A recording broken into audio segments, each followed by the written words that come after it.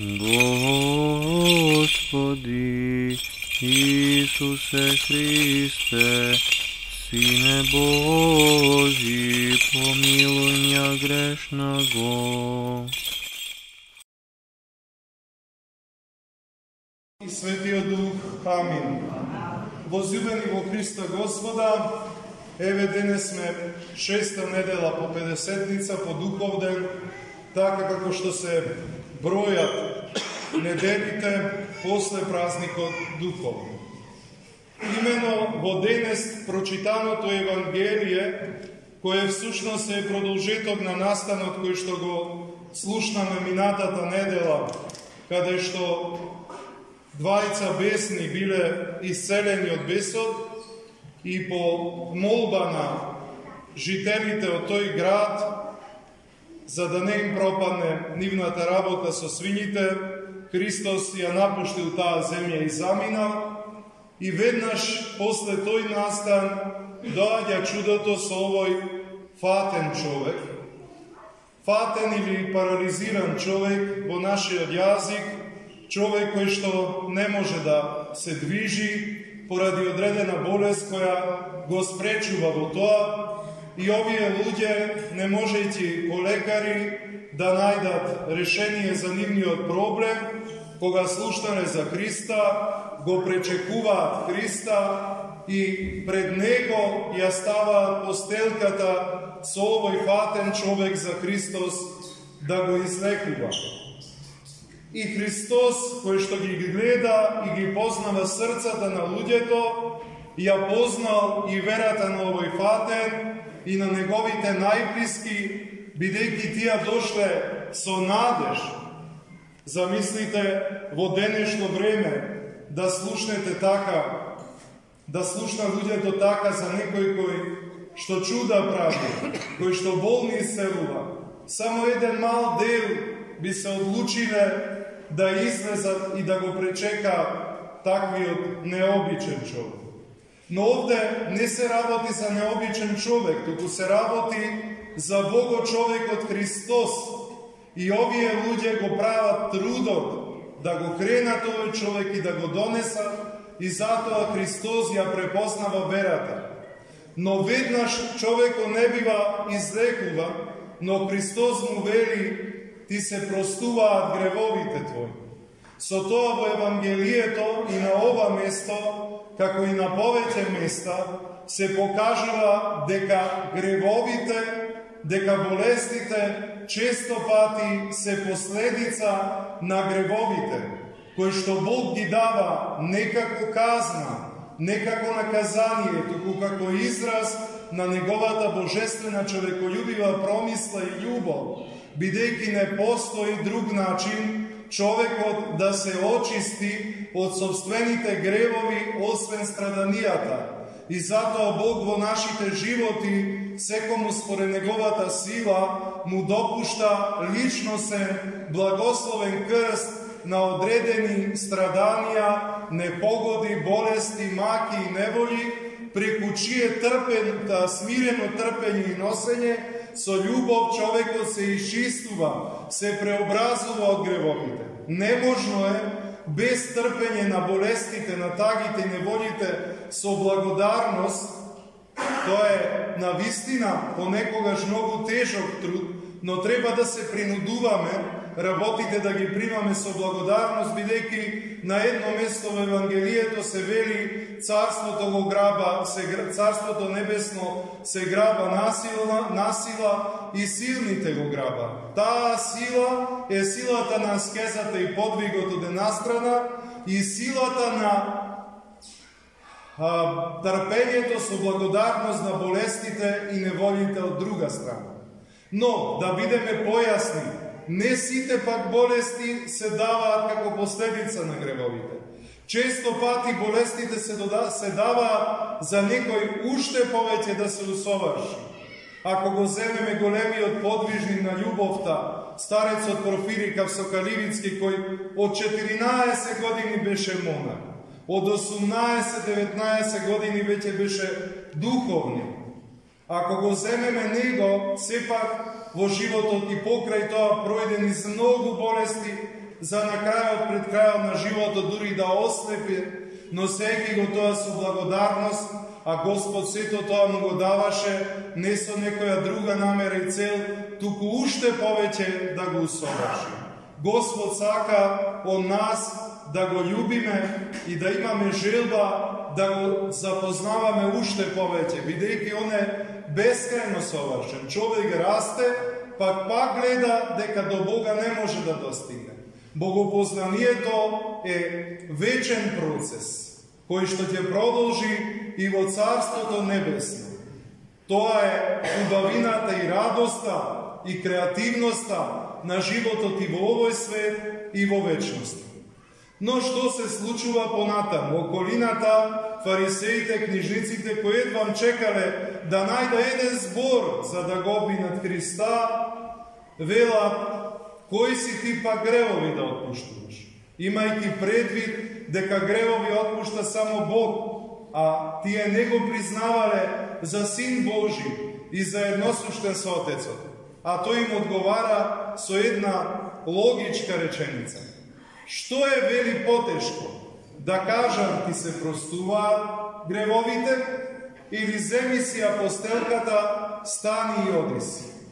Ти се простуваат гревовите, еден збор кој што може да го каже секој, дури и на мајка.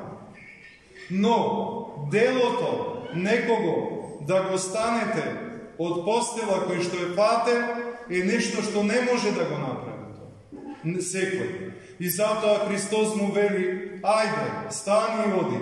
Со еден божествен збор овој фатен ја гледа радоста своја и своето очекување и станува и проодува. Со тоа Христос сака да им каже на фарисеите и на книжниците дека ако имам глас еден фатен да го направам здрав и цел, тогаш јас сум Син Божи и јас имам власт да ги проштевам гревовите. Возлюбени во Христа, имајќи предвид дека поголемиот дел од болестите, бидејќи сме ние психосоматско битие, тесно е врзана душата и телото, имајќи предвид дека поголемиот дел од болестите доаѓа од неводењето на духовен живот и од живењето во грев, тогаш кога ќе се бориме против гревот, тогаш кога ќе живееме црковно-литургијски живот, често пати, може би не веднаш, туку после многу години доаѓат и од ослободување од последицата на гревот, болеста, без разлика дали таа е духовна, душевно-психичка или физичка болест.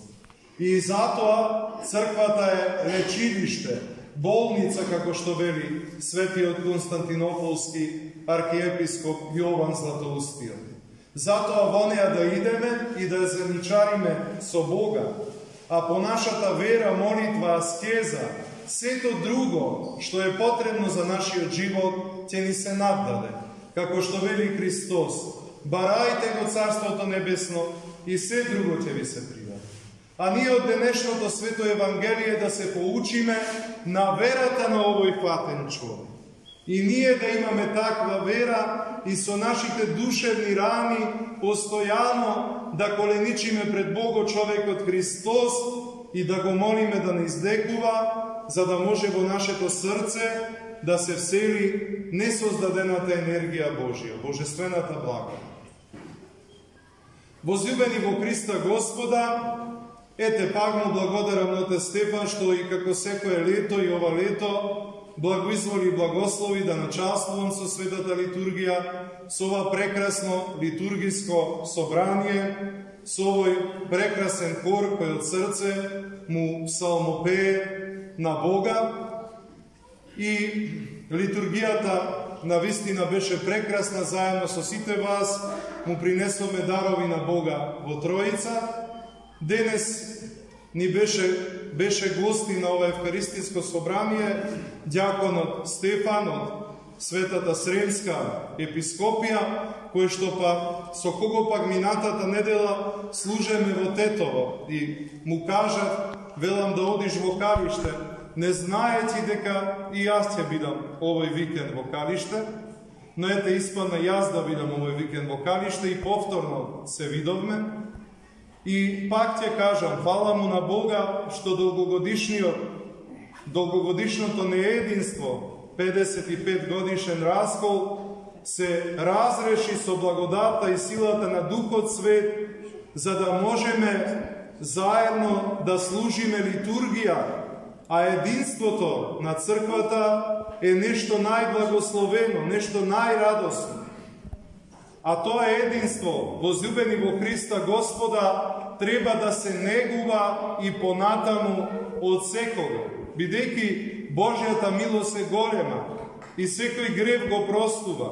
Но ќе кажеме со смелост дека не негувањето на единството на црквата Божја или оној кој го разорува единството на црквата Божја, без разлика дали тоа е поединец, верник, свештеник или епископ, тој човек во сериозно го доведува во прашање своето собствено спасение. И затоа да го градиме и негуваме единството на црквата, кое сепак се не е завршено. Иако фала му на Бога, нашата помесна македонска православна црква влезе и е препознаена во црквата како таква и се радуваме ние, но глобално се уште постојат предизвици кои го рушат единството на Светата Црква Божја. И треба да бидеме внимателни, бидејќи времињата кои ќе идат, ќе носат уште понови и посложени искушенија и предизвици. Ние видовме деновиве што направи американскиот архиепископ Елпидофор на Цариградската патриаршија, кој се дрзна да крштева деца на хомосексуалци и тоа истото да го рекламира на медиумите, да го пропагира и тоа на туѓа црковна територија, на територија на Атинската архиепископија. Таквите работи, а ќе ги има уште многу такви и многу посложени, ќе бидат причина, жарче и искра да се нарушува единството на црквата. Ваму или онаму. Затоа мора сите да бидеме свесни, и свештеници, и верен народ, и епископи, дека единството треба да се чува, затоа што е скапо платено со крвта на Богочовекот Христос. И затоа му благодариме на Сесветиот Дух за оваа благода што ни ја даде да бидеме едно со сите наши православни браќа и сестри.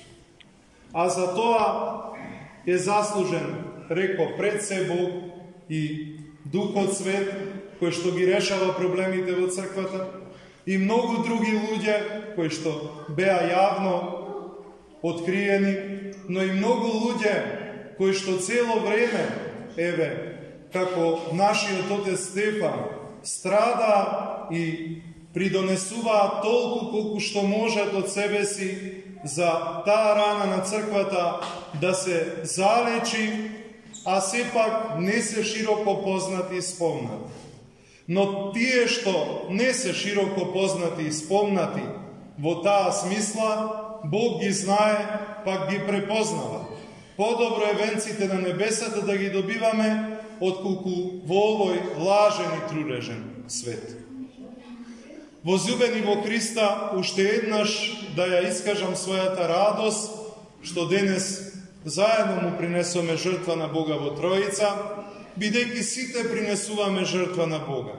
Престојателот или свештеникот е само рака, очи на благодатта Божја и на Бога, кој што технички престојателствува и ги извршува работите, а сите ние заедно ја принесувавме Божествената Евхаристија, Бог да ја прими оваа Евхаристија во својот свет, небесен, духовен, мисловен жртвеник, да ни испрати изобилство на благодат, да ни ја даде верата на фатениот, да ни даде прошка на гревовите, да ни даде исцеление на мноштвото наши болести и болестите на нашите роднини, браќа и сестри.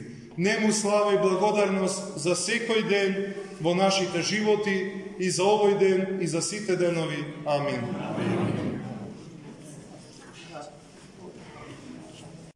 И Сина и Светиот Дух.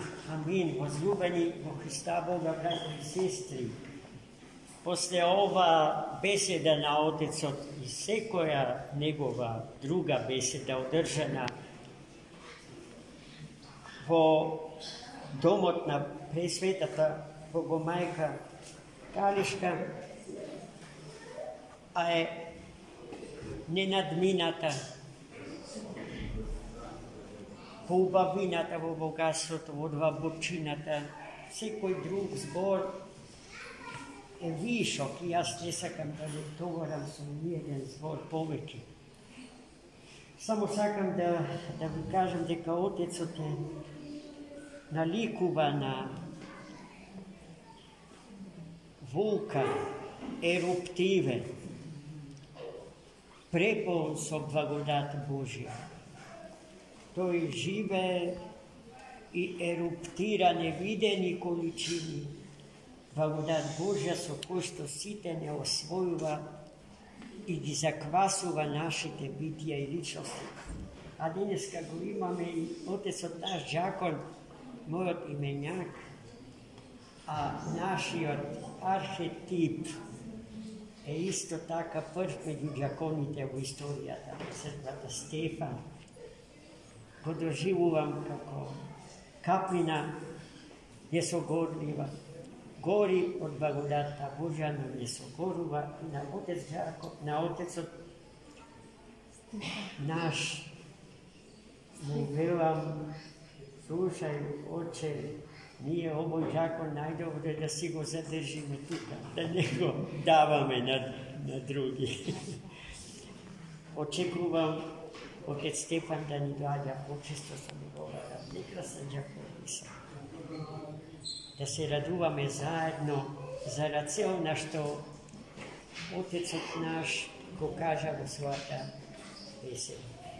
Но сакав денеска да ве подсетам дека во петок вечер во 23 часот ќе почнеме со служење на сенокното бдение во чест и во слава на светата великомаченичка Мариина, во народот уште позната како Огнена Марија.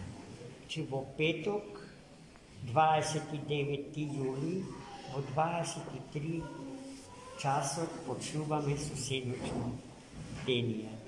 Поканети сте сите вие и оние кои што од устите ваши таа покана ќе ја чуе. Кој да дојде ќе ни донесе изобилие на радост небесна. Амин. За мене, честит празник.